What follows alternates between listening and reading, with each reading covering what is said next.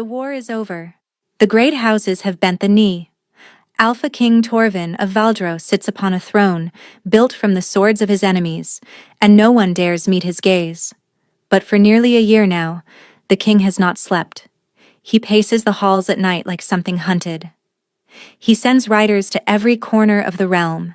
He empties the treasury on scouts and spies, and whispered questions in taverns no king should know exist. He is searching. Her name was Syra, a nobody, a refugee from the war-torn East, with nothing but a sick child in her arms and desperation in her eyes. One amber, one winter sky blue. She came to his castle seeking sanctuary, and she was given the lowest room, a converted storage cellar beneath the servants' quarters, where rats nested in the walls and cold seeped through stone. An insult so deliberate it could only have been calculated. She did not complain. She did not beg. She simply looked at the room and said nothing at all. By dawn, she was gone. No trace, no word.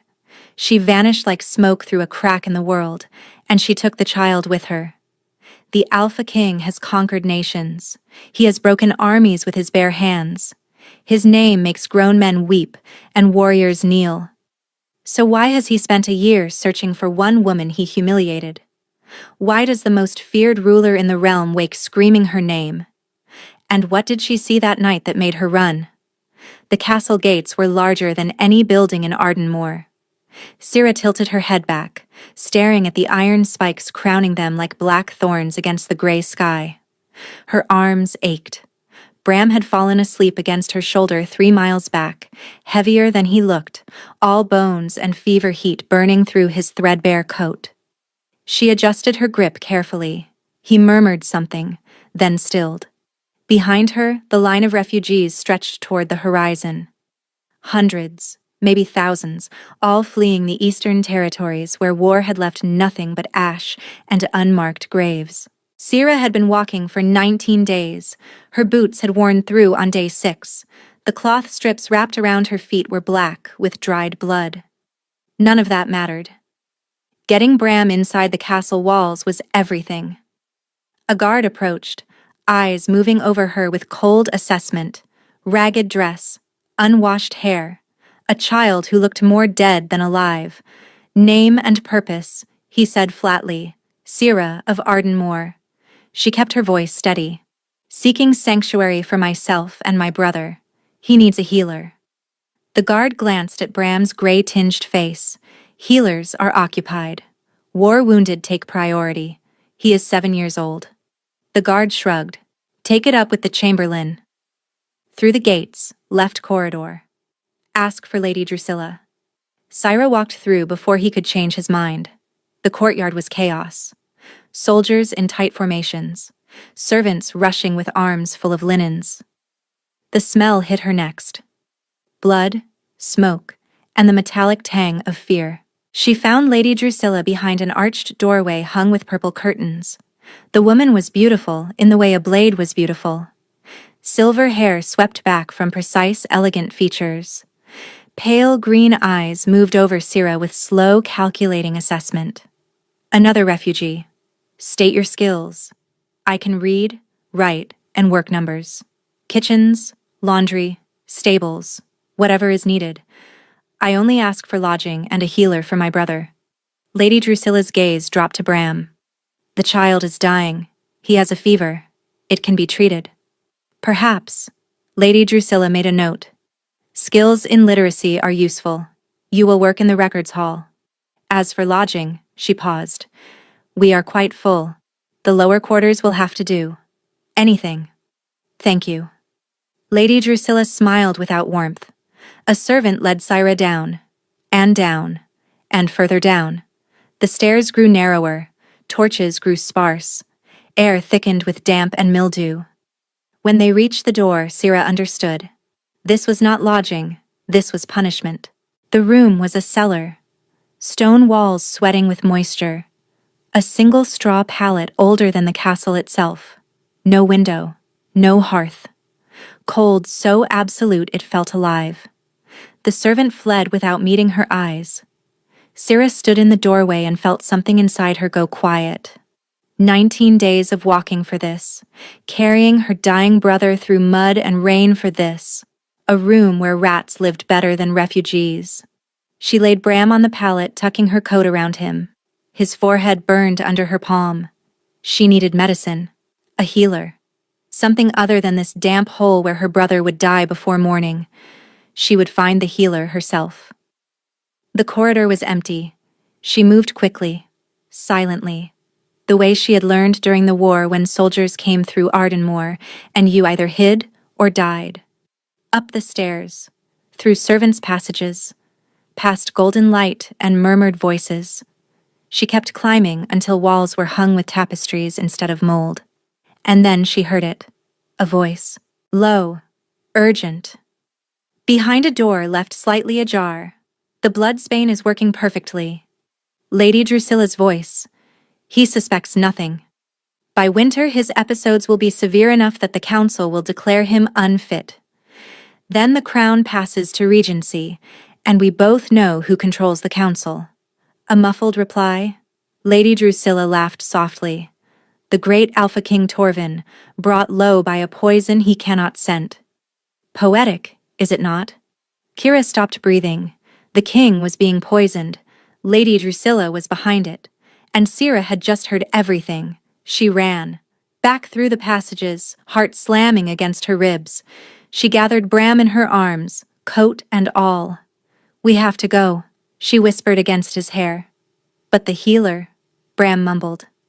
There is no healer for us here. She slipped out through a servant's gate before dawn touched the sky. By morning she was gone. The king knew something was wrong before he opened his eyes. The air smelled different. Fear and desperation and something sweeter beneath it.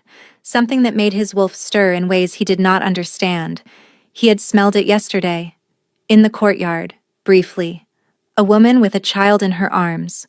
Strange eyes. One amber, one pale blue. Quiet dignity despite the rags. Then she was gone, swallowed by chaos. Now her scent was here, in the upper corridors, where refugees never went. Torvin followed it. The trail led through servants' passages, down into depths where air grew cold and damp. He stopped at a doorway he had never seen before. The room beyond was a cellar, sweating stone walls, a disturbed straw pallet. And her scent, everywhere, mixed with the smaller, sicker scent of a child. The king stood in the doorway and felt something crack inside his chest. This was where she had been placed. This hole. This insult. He walked back up the stairs. His stride lengthened. His jaw tightened. Servants pressed themselves against walls to let him pass. Lady Drusilla, he said. His aunt looked up with a pleasant smile. Good morning, nephew. The refugee woman, the one with the child? Where is she? Irritation flickered across Lady Drusilla's face, quickly suppressed. Which refugee? She had unusual eyes. One amber, one blue. A boy child. 7. Very ill. Lady Drusilla consulted her records. Ah, Syra of Ardenmoor, assigned to the lower quarters. The lower quarters, Torvin repeated flatly. We are quite full. Sacrifices must be made. That room is not fit for storage, let alone a woman and sick child. Lady Drusilla's smile did not waver. An oversight. I will have her moved immediately. It was past midday when the summons came. Lord Commander Halric appeared at the council chamber, face pale. The woman you asked about. She is gone. Left before dawn. No trace. The king went still. Search the grounds, he said. Your Majesty, she is a refugee. Search. The grounds. The search found nothing. She had slipped through a servant's gate. No guard had seen her. No one knew which direction she had gone. Torvin stood at the gate, staring at the muddy road, and felt his wolf howl inside his chest. It made no sense. He had seen her for 3 heartbeats in a crowded courtyard. She was nothing to him. And yet, find her, he said quietly. Halric stepped forward. Your Majesty. Torvin turned. His eyes had gone dark, more wolf than man. I do not care what it costs. Send riders to every village between here and the eastern border. Find her. And if she does not wish to be found, Then find out why she ran. Because something made that woman flee with a dying child in her arms, and I intend to learn what it was." Behind him, Lady Drusilla watched from a window with pale, calculating eyes, her lips curved into a smile, then faded. She reached for a quill and began to write. 11 months later. The village of Thornwick clung to the edge of the world like a barnacle on a ship's hull. It was the kind of place people came to disappear. No main roads, no trade routes, just stone cottages huddled against the mountains, surrounded by forest so thick the sun barely touched the ground. Syra had found it 6 days after fleeing, half dead from exhaustion, Bram burning with fever. A widow named Sorrel had taken them in without questions. The fever broke on the 3rd night. Bram lived. Syra wept with relief and got to work. Now she stood in Sorrel's herb garden, pulling weeds, while Bram chased a chicken around the yard. "Syra," Bram called. "Watch this." He lunged for the chicken, missed spectacularly, and landed face first in a mud puddle. The chicken clucked with contempt and waddled away. Bram sat up, mud dripping from his nose, and grinned. Syra laughed. "Very impressive. A warrior in the making." "Do you think I could be a warrior? A real one? I think you can be anything you want, even an alpha?" Gira's hand stilled. It was an innocent question. Bram was too young during the war to understand what he was, what it meant that his eyes sometimes flashed gold, what it meant that their village had been targeted and burned with their parents inside. "You do not want to be an alpha," she said quietly. "Trust me." "Why not?" "Because alphas have enemies." She pulled him close. "I would rather you be safe than powerful." She had built something here. A small life. A fragile piece. But she never forgot what she had heard that night. Lady Drusilla's voice. "The Bloodsbane is working perfectly." The Alpha King was being poisoned by his own aunt. By now, his episodes were probably severe enough to concern the council. It was not her concern. She had told herself that 1,000 times. And yet, she thought about those 3 heartbeats in the courtyard. He had looked tired, like a man carrying something too heavy to set down. She should hate him. His armies had burned Ardenmoor. His war had orphaned her and Bram. But she could not make herself feel nothing about a man being slowly murdered by someone he trusted. Gira. Sorrel stood in the doorway, face pale. Riders, from the east. Gira's blood went cold. She caught Bram mid-chase and swung him onto her hip. "The hiding game," she said. "The cellar with the turnips. Do not come out until I come for you." Bram's eyes went wide. He understood. "I promise," he whispered and ran. The riders appeared moments later. 3 of them. Castle horses, castle armor, castle crests. One dismounted, spoke to the village elder. The elder pointed directly at her. Syra did not run. The rider approached. "Young. Professional. Syra of Ardenmoor? Who is asking?" He withdrew a parchment with the wolf seal of House Valdros. "Alpha King Torvin. By order of the crown, you are summoned to Silvervane Keep regarding your departure 11 months ago." He had searched for her. For 11 months. And if I refuse? The order does not include that word. Syra thought about Lady Drusilla, about poison, about a king running out of time. "Very well," she said. "I will come." But she made herself a promise. She would tell him what she knew. She would save his life if she could. And then she would disappear again, because some debts could not be forgiven. The riders turned east, and Syra rode toward the king who had given her the lowest room, the king who had searched for a year, the king whose enemies were closer than he knew. Behind her, a 7-year-old boy with wolf blood in his veins waited in the dark and prayed his sister would return. The message arrived at dusk. Torvin was standing in his war chamber when Halric entered, parchment in hand, something urgent in his expression. "We found her," Halric said. "The riders are bringing her to Silvervane Keep." She agreed to come.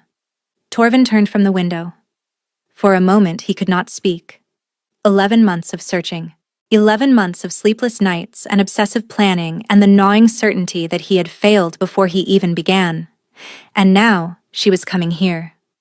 When? He managed. 3 days. Perhaps 4. Depending on the weather. Torvin nodded, dismissed Halric with a gesture. Then he stood alone in the chamber and tried to understand what he was feeling. Relief. That was part of it. But beneath that, something more complicated.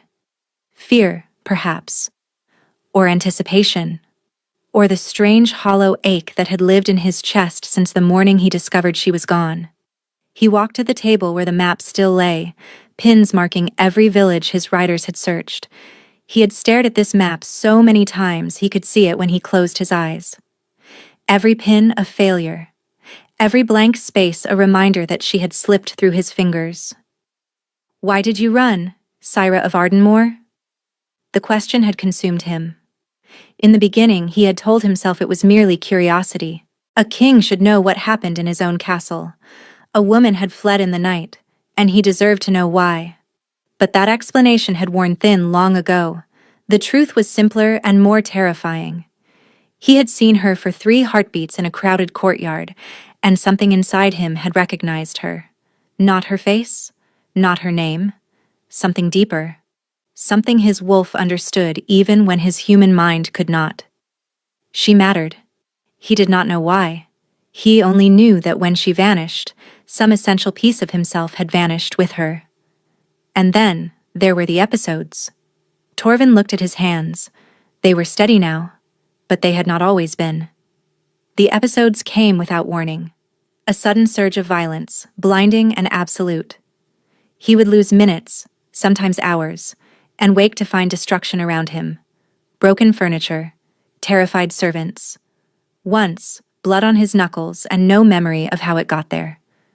His mother had suffered the same affliction.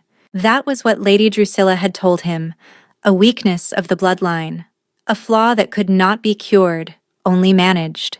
He had believed her. For years he had believed that he was fundamentally broken, that the violence inside him was his own, a monster he carried in his bones.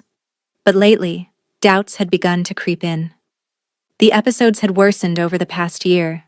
They came more frequently now, lasted longer, and left him weaker in their aftermath. The council had noticed. He had seen the whispers, the sidelong glances, the carefully neutral expressions that meant they were discussing him when he was not present. Some say madness, Halric had warned. Torvin was not mad. He knew that with bone-deep certainty. But something was wrong. Something was very wrong. And somehow it had all started around the time Syra fled. He thought about the cellar, the room where she had been placed. Lady Drusilla had called it an oversight, but Torvin had seen the guest ledgers. Every refugee was assigned lodging based on skills, health, and family status. There was a system, a process. Syra of Ardenmoor, literate and capable, with a sick child in her arms, had been placed in the lowest room in the castle. That was not an oversight. That was a choice. But why? What threat could a refugee woman pose to Lady Drusilla? What possible reason could his aunt have for wanting her gone? Torvin did not know. But in 3 days, Syra would be here, and he intended to find out. He looked out the window at the darkening sky. Somewhere out there, riding toward him through the winter cold, was the woman who had haunted his thoughts for nearly a year. He would have answers. He would understand why she ran. And perhaps, in understanding her, he might finally understand himself. The journey took 4 days. On the 4th day, the castle appeared. Larger than she remembered. Dark stone walls against winter sky. The wolf banner snapping in the wind. The riders led her through the courtyard, past staring servants and straightening guards. Word was spreading. The woman the king has been searching for. She is here. The great hall was exactly as imposing as expected. Vaulted ceilings, massive hearths, a throne carved from black stone. And on that throne sat Alpha King Torvin. He looked different. The weariness remained. But there was something sharper now. Hungrier. His gaze tracked her across the hall like a physical weight. She stopped at the base of the dais and did not kneel. Murmurs rippled through the courtiers. Torvin's mouth twitched. Not quite a smile. Syra of Ardenmoor. You have been difficult to find. Perhaps I did not wish to be found, Your Majesty. Leave us, he said. The hall emptied. Torvin descended the dais with controlled grace. He stopped 3 feet from her. You ran. In the middle of the night, with a sick child, in winter. Why? Because the room I was given made clear how little my life was worth here. Pain crossed his face. That room was not my doing. It was your castle, your responsibility. You are correct. The words came slowly. I should have ensured every refugee was treated with dignity. I failed. She had not prepared for accountability. You searched for me for a year. Why? I do not know. Torvin's voice dropped. I only know that when you were gone, something inside me refused to accept it. I know something, she said. Something you need to hear. About threats closer than you know. The doors burst open. Lady Drusilla swept in, silver hair gleaming. Behind her came guards, advisors, the full weight of the court. Nephew, I heard we had a guest. She turned to Syra. The little refugee. How delightful. Cold slid down Syra's spine. Lady Drusilla knew. Why else interrupt? This woman fled in the night. Lady Drusilla continued smoothly. Surely there must be questions about her intentions. She is a refugee, not a spy, Torvin said. Is she? Lady Drusilla tilted her head. Some might say she has something to hide. The trap was closing. Syra could feel it. If she accused Lady Drusilla now, it would be her word against the king's aunt. A refugee against a noblewoman. She would lose. Syra met Lady Drusilla's eyes. You are right, she said. There is much you do not know about me. I have information the king needs, about threats closer than he knows. Lady Drusilla paled. Torvin stepped forward. What information? Syra opened her mouth. And then the pain hit, searing agony in her skull, driving her to her knees. She caught a glimpse of Lady Drusilla's hand dropping from the jeweled ring she wore, something faintly glowing fading from its surface. Then darkness. The last thing she heard was Torvin's voice, raw with fear. Syra. She woke on the 3rd day. Torvin had not left her side. He had ignored council meetings, border disputes, Lady Drusilla's pointed suggestions about neglecting duties. He sat beside her bed, counting her breaths like precious coins. The healers found nothing wrong. They murmured about stress, exhaustion. Torvin did not believe them. He had seen Lady Drusilla touch her ring when Syra collapsed. Satisfaction, not shock, on his aunt's face. On the 3rd morning, her eyes opened. You stayed, she said. Yes. Why? Because I needed to know you were all right. Your aunt. She pushed herself up. Lady Drusilla. She is poisoning you. Torvin went still. The night I fled, I heard her. She called it bloodsbane. She said your episodes would worsen until the council declared you unfit. The words landed like physical blows. All these years. All these episodes he had believed were a fundamental flaw in his nature. A broken thing inside him. And it had been her. His aunt. The woman who raised him. Why would she do this? Power. If the council declares you unfit, they appoint regency. And who controls the council? Lady Drusilla. Torvin closed his eyes. For a long moment, silence. Then he rose. Where are you going? To confront her. No.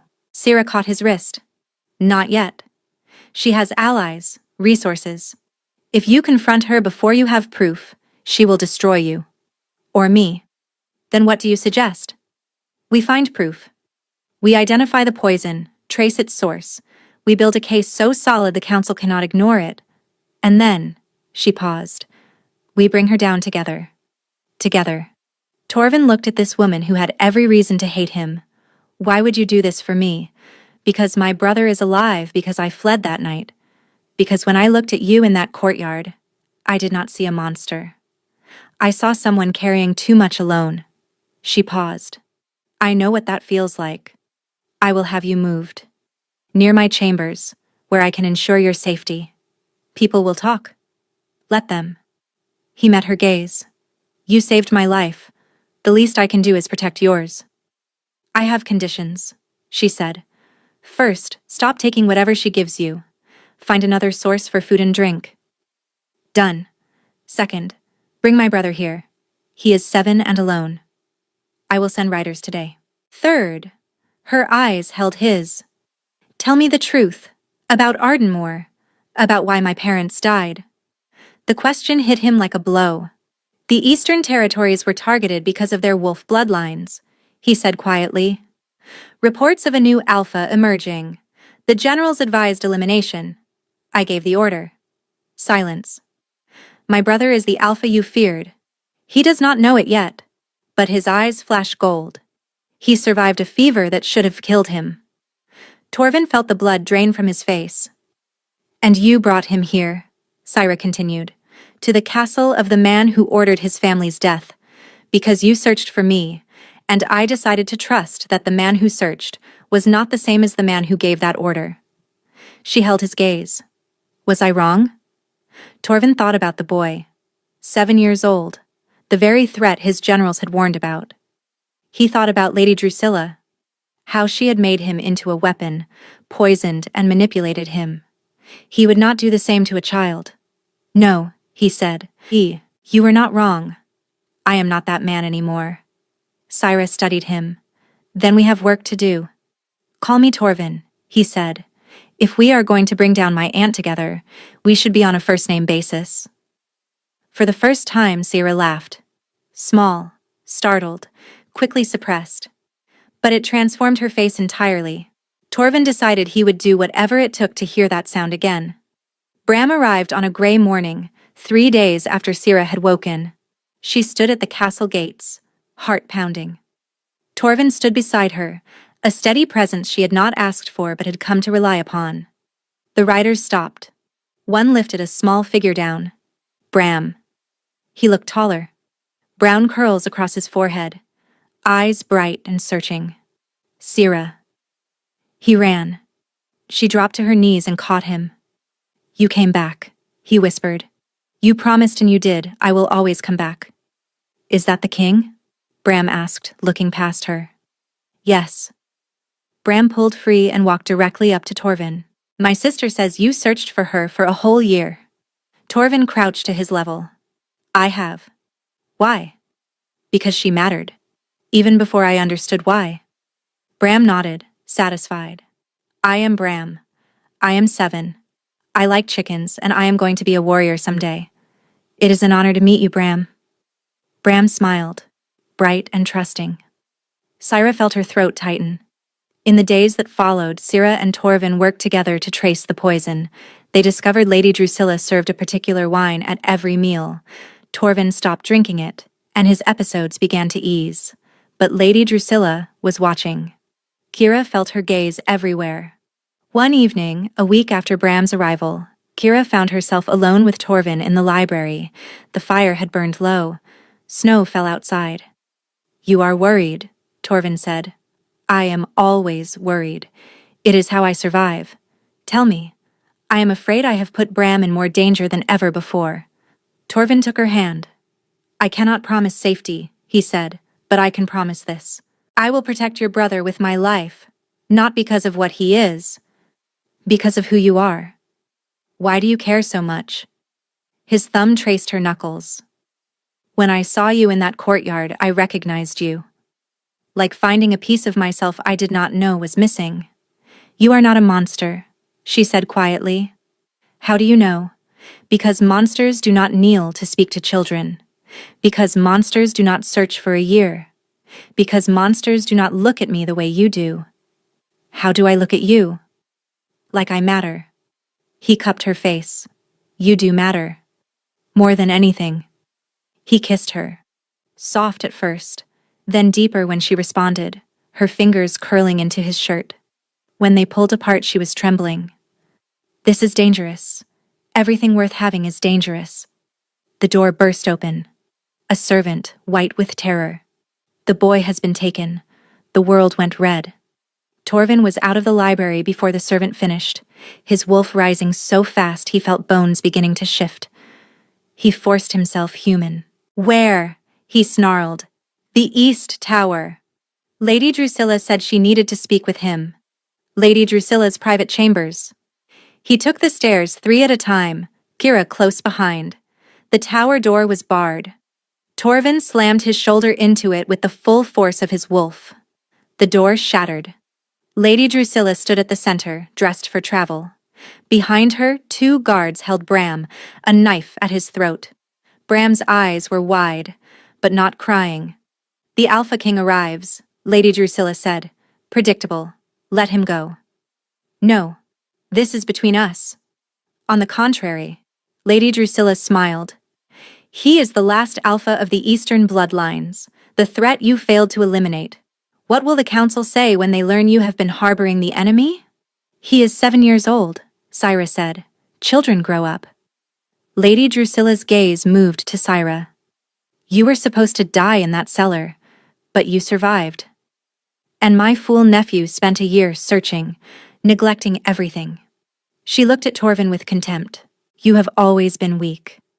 I raised you to be a weapon, and instead, you became something else entirely. You poisoned me, Torvin said, made me believe I was broken. You are broken. The poison simply made it visible. Here is what happens, Lady Drusilla continued. You let me leave with the boy. In exchange, I do not tell the Council you have been harboring an enemy Alpha. No, Torvin said. Then the boy dies. Take me instead, Torvin said. Lady Drusilla blinked. I am the one you want to control. Take me, let them go. Torvin, Syra said sharply, it is the only way. Lady Drusilla considered. Very well, come here. Torvin stepped forward, and Bram moved. It happened in a heartbeat. He twisted free, dropping low, slipping through the guard's grip. The knife sliced air, and Bram's eyes went full gold. The shift was explosive, light and power. A small silver wolf stood where a boy had been. The guards stumbled back, faces white. Lady Drusilla's composure cracked. Impossible. He is too young. Torvin shifted. For the first time in his life, it did not hurt. It felt like being free. He launched at Lady Drusilla. His jaws closed around her arm, forcing her down. Loyal guards poured in. Seize her, Syra commanded. They did. You will regret this, Lady Drusilla hissed. You cannot rule without me. Torvin shifted back. No, he said quietly. I am finally something without you. The guards took her away. The trial lasted 3 days. The evidence was overwhelming. Documents tracing years of poison purchases, witnesses who had seen Lady Drusilla meeting with council members in secret, the castle alchemist, who had been coerced into producing the Bloodsbane and who confessed everything in exchange for mercy. Lady Drusilla denied nothing. She sat in the great hall, chains around her wrists, and spoke of necessity, of strength, of the weakness that mercy bred in kings. Mercy is not weakness, Torvin had replied from his throne. Mercy is a choice, and I choose it. The council sentenced her to life imprisonment in the northern fortress. Cold stone walls and endless winter until the end of her days. Syra watched the guards lead her away and felt nothing but quiet emptiness where fear had been. Bram stood beside her, hand in hers. He had not fully recovered from the shift. The healers said it would take time, but he was alive. He was safe. That was everything. Syra. Torvin approached, still in formal robes, tired but lighter than she had ever seen him. Walk with me, he said. They walked through the castle gardens. Bram ran ahead to investigate a frozen fountain, his energy returning day by day. What happens now? Syra asked. Now I rebuild, Torvin said. My council, my household, my kingdom. Everything has been shaped by her influence. It will take time to undo the damage. And us? He stopped walking, turned to face her, took her hands in his. I have spent a year searching for you, he said. I have spent weeks fighting beside you. I have spent every moment since that night in the library trying to understand what I feel. He paused, his voice roughening. And I know now. I love you. Kira's heart stuttered. I do not deserve you, Torvin continued. My war killed your parents. My order destroyed your village. I gave you every reason to hate me, and instead, you came back. You warned me. You saved my life. You trusted me with your brother. I did not do it for you, Cyrus said. I did it because it was right. I know. He smiled, small and real. That is why I love you. Because you do what is right even when it costs you. Because you carried your brother through 19 days of hell and never stopped fighting. Because you looked at me and saw something worth saving when I could not see it myself. Torvin, I am not asking you to forget the past, he said. I am not asking you to forgive what cannot be forgiven. I am only asking for a chance. To prove that I can be the man you believed I could be.